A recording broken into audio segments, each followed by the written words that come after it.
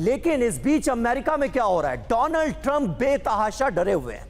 Trump को जानलेवा हमले का डर सता रहा है, यहां तक कि व्हाइट हाउस में नई सिक्योरिटी फेंसिंग कराएंगे ट्रंप। सोचिए, यह डर है अमेरिकी राष्ट्रपति का।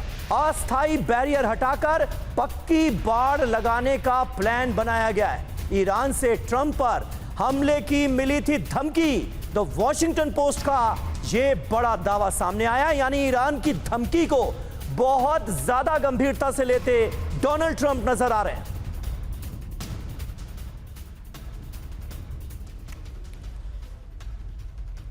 तो सोचिए, जिस इंसान को दुनिया का सबसे ताकतवर इंसान माना जाता है, सबसे सुरक्षित घेरे में वो रहता है, वो इस कदर डर रहा है। ट्रंप को ईरान के हमलों का डर है। व्हाइट हाउस के बाहर अब कई लेयर्स में सुरक्षा होगी। व्हाइट हाउस में नई सिक्योरिटी फेंसिंग कराएंगे ट्रंप। अस्थायी बैरियर जो यहां पर लगा था उसे हटाया जाएगा और इसे हटाकर 9 फीट ऊंची पक्की बाड़ लगाने का प्लान बनाया गया है।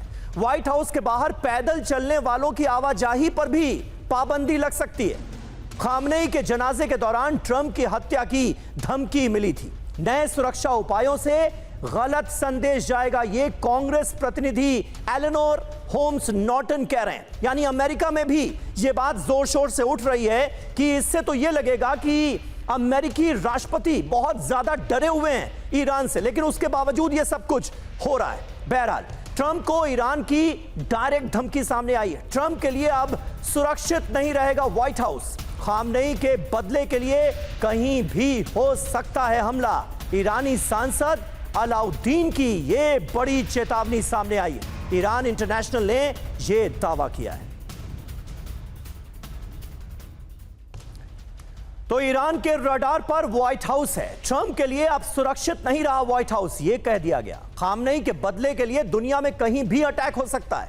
ट्रंप और नेतन्याहू बदले का सामना करने के लिए तैयार रहे। ईरानी सांसद हैं अलाउद्दीन बोरोजेडी, उनकी यह बड़ी चेतावनी सामने आई है। खामनेई की हत्या का बदला उनके समर्थकों की जिम्मेदारी है, यह कहा गया। खामनेई की मौत का बदला अब एक ग्लोबल मूवमेंट बन चुका है। ईरान इंटरनेशनल के हवाले से ये खबरें सामने आ रही हैं। मेजर जनरल सुधाकर, किस तरह से आप देखते हैं इन खबरों को? आयतुल्लाह खामनेई की अमेरिका और इजराइल के हमलों में जान गई और तब से ही ये बात कही जा रही थी कि भाई ईरान इसका बदला लेगा, लेकिन अब जनाजे में ईरान के लोगों का रुख देखकर मुझे लगता है ट्रंप कुछ ज्यादा ही डर गए। फेंसिंग लगाई जा रही है, लोगों के आने जाने पर भी व्हाइट हाउस के बाहर मुमकिन है पाबंदी लगा दी जाए।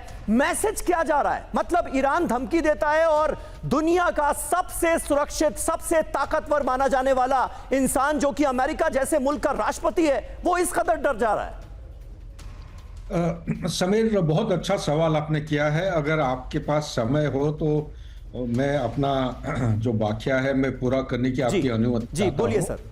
ओके, सबसे पहले हमें समझना पड़ेगा कि इजराइल जो है, इजराइल जियोपॉलिटिकली इजराइल एक छोटा सा देश नहीं है, ये अमेरिका का एक एक्सटेंशन है, ये सैटेलाइट पोस्ट है। जो भी कुछ वो कर रहा है उसका कहीं ना कहीं टैसिट या अंडरकवर कहीं ना कहीं एग्रीमेंट डोनाल्ड ट्रंप या अमेरिका और इजराइल के बीच में है और ये करते रहेगा। लेकिन ज्योग्राफिकली स्पीकिंग, जियो स्ट्रेटेजिकली स्पीकिंग, इजराइल का जो एक्सपेक्टेशन है वो ग्रेटर इजराइल बनाना चाहता है और उस तरफ में ज़्यादा समय ना लेते हुए वो 1996-97 में जो क्लीन ब्रेक का एक डॉक्यूमेंट था टॉप सीक्रेट, उनका एक अहम सेंट्रल पहलू है कि इजराइल के मुताबिक पैलेस्टीनियन का 2 नेशन थ्योरी बिल्कुल मंजूर नहीं है, वो डॉक्यूमेंट के मुताबिक नहीं है। अभी आता है आपके सवाल, जो आपने सेंट्रल पॉइंट जो पूछा है, ये क्या डर गए हैं? एक सुपर पावर का प्रेसिडेंट है तो क्या ये ईरान के धमकी से? ईरान का धमकी तो पहले से भी था। हाँ। 28 फरवरी को जब उनका सुप्रीम लीडर का देहांत हुआ या बम करके मार दिए थे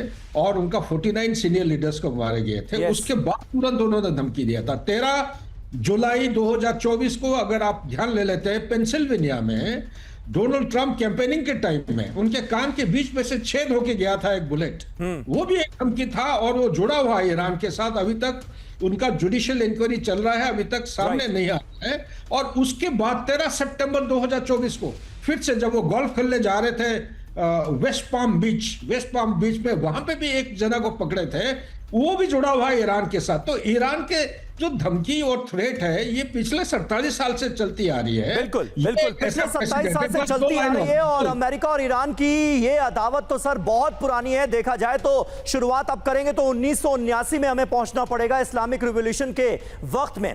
बहरहाल एक अहम खबर ईरान में महाविनाश की तीसरी लहर से जुड़ी। जी हां, जो डिटेल्स हैं वो सामने आई हैं और वो ये बता रही हैं कि इस बार के हमलों में हुआ क्या है। 12 शहरों में तबाही मची है। जी हां, 12 शहरों में 140 ठिकानों को दहलाया गया है। यानी अमेरिका ने कोई छोटा मोटा हमला नहीं किया है, बड़े हमले किए हैं। हाइमार्स से हमला किया गया है। कुवैत और बहरीन से दागी गई हैं मिसाइलें। बहुत लोग ये सवाल पूछते हैं कि जीसीसी देशों को, खाड़ी देशों को ईरान क्यों टारगेट कर रहा है। ये है वजह। कुवैत और बहरीन से अमेरिका ने मिसाइलें दागी। कहां पर? ईरान पर। मिसाइल ड्रोन साइट्स पर हमले किए गए। कम्युनिकेशन नेटवर्क को तबाह कर दिया गया। बुशहर पोर्ट में भी तबाही मचा दी। बंदर अब्बास में भी धमाकों से हड़कंप मच गया। तो 12 शहरों में 140 हमलों को अंजाम दिया गया है।